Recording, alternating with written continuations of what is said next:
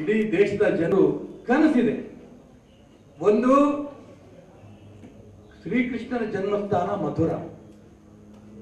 ಎರಡನೇದು ಕಾಶಿ ವಿಶ್ವನಾಥನ ದೇವಸ್ಥಾನ.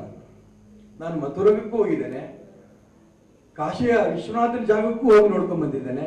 ಅಲ್ಲಿ ಇನ್ನೂ ಎರಡು ಗುಲಾಮರು ಅಂತ ತೋರಿಸ್ತಾ ಇರೋಂಥ ಸಂಕೇತಗಳಲ್ಲಿದೆ. ಆ ಮಸೀದಿಗಳಲ್ಲಿದೆ. ಮಥುರಾದಲ್ಲಿ ಶ್ರೀಕೃಷ್ಣನ ಜನ್ಮಸ್ಥಾನಕ್ಕೆ ನಾವು ಹೋದಾಗ ಭಕ್ತಿಯಿಂದ ಕೃಷ್ಣನ ನಮಸ್ಕಾರ ಮಾಡಬೇಕು ಅಂತಂದ್ರೆ ಪಕ್ಕದಲ್ಲಿ ಕಾಣ್ತಾ ಇದೆ ಅರ್ಧ ಗೋಡೆ. ನೀನು ಗುಲಾಮ ಗುಲಾಮ ಗುಲಾಮ ಅಂತ ಇವತ್ತು ಕೆಣಕ್ತಾ ಇದೆ. ಕಾಶಿಗೆ ಈಶ್ವರನ ದೇವಸ್ಥಾನಕ್ಕೆ ಹೋದಾಗ ಆ ವಿಶ್ವನಾಥನ ದರ್ಶನ ಮಾಡಿ ನಮಸ್ಕಾರ ಮಾಡಬೇಕು, ನಮ್ಮ ಜೀವನ ಸಾರ್ಥಕ ಮಾಡ್ಕೋಬೇಕು ಅಂತ ಹೋದ್ರೆ ಅಲ್ಲೂ ಕೂಡ ಅನ್ಸತ್ತೆ ನೀನಿನ್ನೂ ಗುಲಾಮ.